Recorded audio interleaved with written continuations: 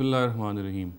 A very thorny issue which has become a hot subject of debate these days is the fact that Islam grants the husband the absolute right to beat his wife. Now, before we study this issue in its proper perspective, it is important to realize the fact that Islam says that the basic building block of a society is the family. And for the smooth functioning of the family, it is essential that it should be organized under a head.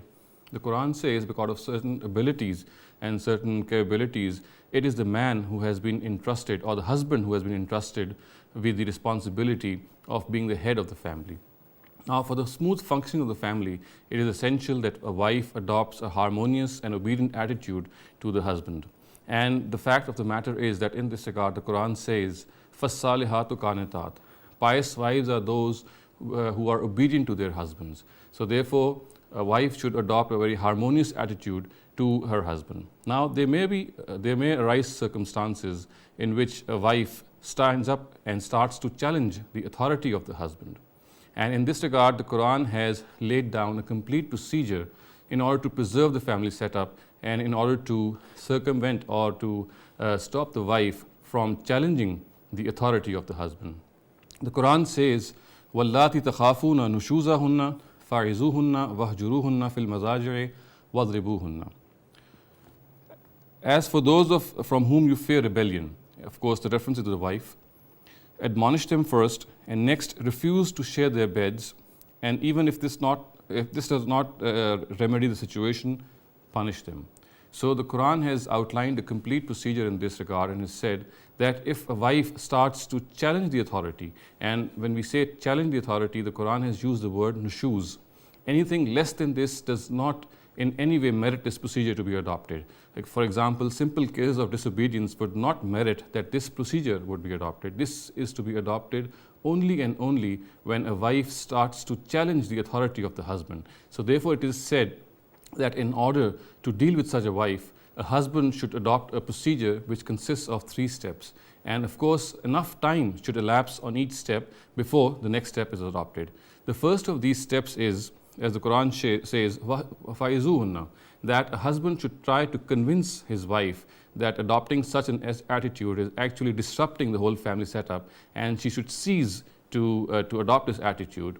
And of course, ample time should pass on this. And if this does not make her leave her ways and she does not mend her ways, then the Quran says, وَهْجُرُوهُنَّ فِي الْمَضَاجِعِ, that such a wife should be left alone and no intimate sexual relation should be established with her.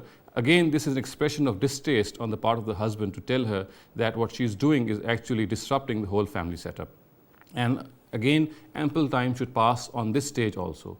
And it is expected that after these first 2 stages, many of the wives would mend their ways and of course would give up this attitude of rebellion that they have adopted.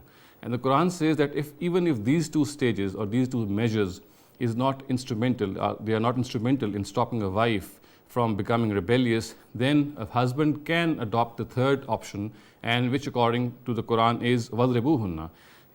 A husband can punish his wife, which in other words means that he should correct her on this rebellious attitude, and this correction should be much like the correction of a teacher regarding his or her students, or the correction of a father regarding the children. And the Prophet himself has said that if such a situation arises, then he should not punish his wife in a matter which leaves any sign of wound on her, and the words are ضَرْبًا غَيْرَ مُبَرِّحًا. So therefore, it should be understood that this procedure is to be adopted only and only when a wife starts to challenge the authority of the husband. And again, all these 3 steps which have been mentioned in this verse, enough time should elapse on each of these stages.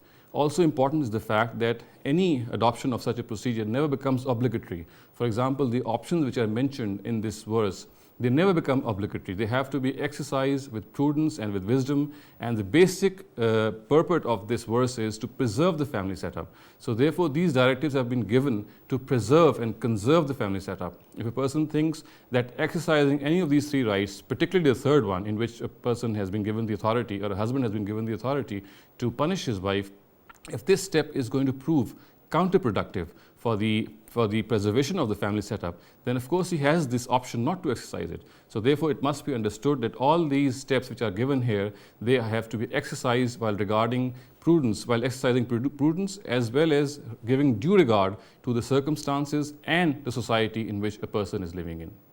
أقول قولي هذا واستغفر الله لي ولكم ولسائر المسلمين والمسلمات.